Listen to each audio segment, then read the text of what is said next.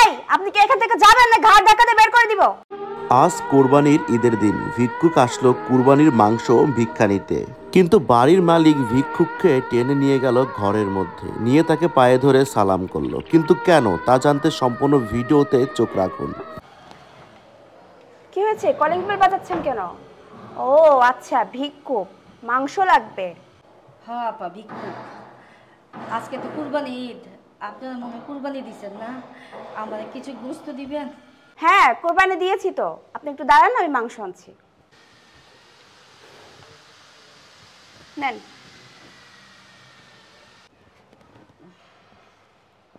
মা, 2 টুকরা গোশত দিলা। তোমার তো দেখা মনে হয়, বাড়িঘর দেখা মনে হয় তোমরা অনেক বড় লোক, তোমরা অনেক বড় গরু দিছো। মা, আরো 2 টুকরা গোশত দিবা? কত জায়গায় গেলাম, কত দূরে গেলাম, কেউ গোশত দিল না। দেখো না, এই কয়টা গোশত হাড্ডি আর চর্বি দিছে। তুমি একটু গোশত দিবা মা? তুমি দিলে আমি পরানটা বইরা খাইতে পারতাম। কি লোভী মহিলা রে বাবা, 2 টুকরা দিলাম তাও হচ্ছে না। আচ্ছা ঠিক আছে, নেন, আপনাকে আর 1 টুকরা দিলাম। মা, এটা তো তুমি হাড্ডি দিছো, হাড্ডিটা রাইখে না ওই থেকে 1 পিস গোশত দাও। কি আজব মহিলা রে বাবা, 3 টুকরা মাংস দিলাম, তার ভিতরে একটা না হয় হাড্ডি পড়তেই পারে, আবার চাচ্ছে। জানতো আপনি এখান থেকে জানতো? মারে, তুমি এরকম করে কথা কইতেছো কেন?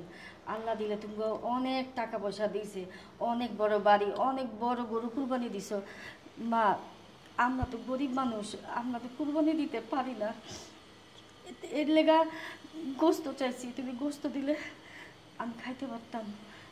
আমি তো বুড়া মানুষ, এই হাড্ডি চাওয়া খাইতে পারি না, এটার লেগে তোমাদের কইছি মা, হাড্ডিটা দাই খা, আমার একটু গোশত দাও।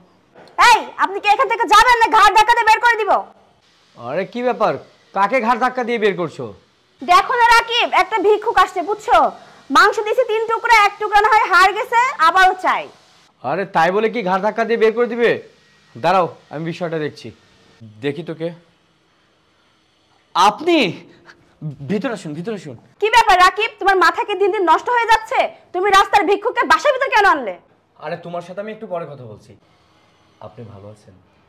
আমাকে চিনতে পারছেন? তুমি ভিক্ষুককে বলছো তোমাকে চিনে কিনা? তোমাকে কেন চিনবে উনি? অন্তরা, তুমি কিন্তু বেশি কথা বলছো। তোমাকে বললাম না তোমার সাথে একটু পরে কথা বলছি, কানে যাচ্ছে না? আপনি আমাকে এখনো চিনতে পারেননি? না বাবা, তুমি কে চিনতে পারলাম না।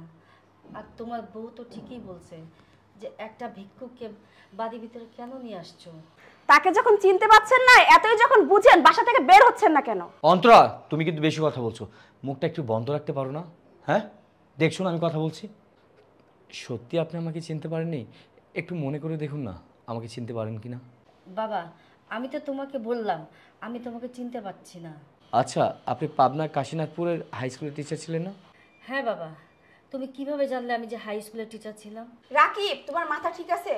একটা ভিক্ষুক সে কিভাবে স্কুলে টিচার হয়? আর আপনি কেমন মানুষ বলুন তো? আপনি আমার স্বামীর সরলতার সুযোগ নিচ্ছেন। আপা, আমি কেন সরলতার সুযোগ নেব? আমি সত্যি সত্যি হাই স্কুলের টিচার ছিলাম। আচ্ছা অন্তরা, তুমি এত প্রশ্ন করছো কেন? মুখটা বন্ধ রাখতে বলছি, বন্ধ রাখো, আমাকে কথা বলতে দাও। হ্যাঁ ম্যাডাম, ঠিকই বলেছেন। কীভাবে চিনবেন? আসলে আমি তো তখন ছোট ছিলাম। আচ্ছা, আপনার মনে আছে ক্লাস 6-এ একটা ছেলে ছিল, তার নাম ছিল রাকিব। সে বেতনের টাকা দিতে পারতো না, তার জন্য তার প্রিন্সিপালটা ওকে স্কুল থেকে বের করে দিবে, তাকে পরীক্ষা দিতে দিবে না। কিন্তু আপনি হেল্প করেছিলেন কিছু টাকা দিয়ে, আর বলেছিলেন প্রতি মাসে বেতনটা ফ্রি করে দিবেন। আপনার মনে পড়ছে? সেই দিন থেকে সেই ছেলেটা পরীক্ষা দিতে পারছে এবং আজ আপনার সামনে দাঁড়িয়ে আছে। আপনার জন্য আজ আমি এখানে।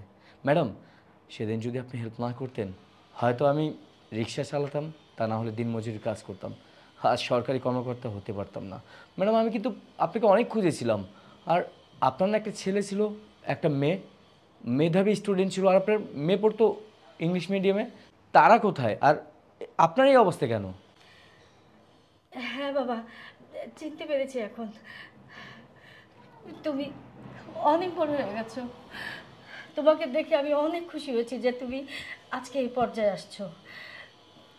আর আমার ছেলে মেয়ের কথা বলছো, ওরা খুব ভালো আছে, খুব শান্তিতে আছে, সুখে আছে। আমার ছেলে, আমার বড় ছেলে, সে বিসিএস ক্যাডার, এসপি হয়েছে, আর মেয়েটা ম্যাজিস্ট্রেট। সে তার হাজবেন্ডকে নিয়ে বিদেশে থাকে। আমার ছেলে তার বউ বাচ্চা নিয়ে ভালো আছে, সুখে আছে। তাদের মায়ের কোনো প্রয়োজন নাই। এখন তারা মাকে চিনতে পারে না, মাকে কোনো দরকার নাই। তারা তো এখন সাফল্যের দাঁড়িয়ে আছে।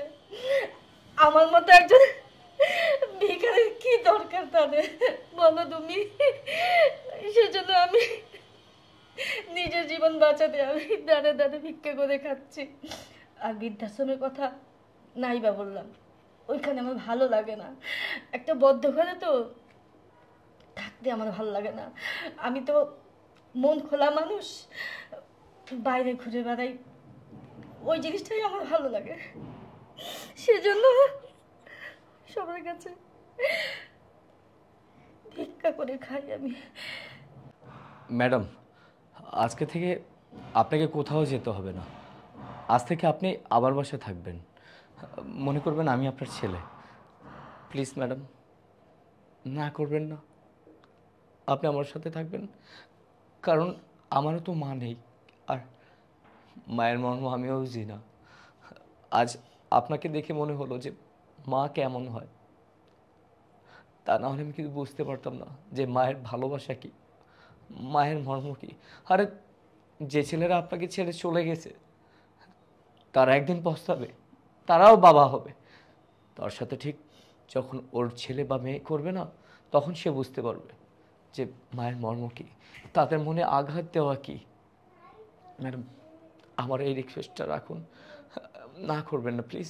আমি খুব খুশি হব, আমি আমার ঋণটা পরিশোধ করতে পারবো। Please madam. মা, আপনি আমার নিজের মায়ের মতো। আপনার জীবনে যে এমন একটা ঘটনা আছে আমি এটা কখনো কল্পনাও করতে পারিনি। আপনার নিজের মেয়ে মনে করে আপনি আমাকে মাফ করে দেন। আর আমার স্বামী যেটা বলেছে, আপনি আজকে থেকে আমাদের সাথে আমাদের বাসায় থাকবেন। আমি আপনাকে আমার নিজের মায়ের মতন শ্রদ্ধা ভালোবাসা দিয়ে আগলিয়ে রাখবো। আমার স্বামীও আপনাকে আগলিয়ে রাখবে। আপনার কাছে অনুরোধ, মা, আপনি আমাদের ছেড়ে কোথাও যাবেন না। আর আমার খারাপ আচরণের জন্য আপনি আমাকে মাফ করে দেন। না না মা, আমি কোনো কিছু মনে করি নি ওসব। তুমি তো আমার মেয়ে, মেয়ের কথা কেউ রাগ করতে পারে? আজকে থেকে আমি তোমাদের সাথেই থাকবো, আর ভিক্ষা করবো না, বাইরেও থাকবো না। ওগুলি আর আমার ভালো লাগে না। তোমাদের সাথেই আমি হাসি খুশি ভাবে দিনটা কাটাই দেবো। আচ্ছা।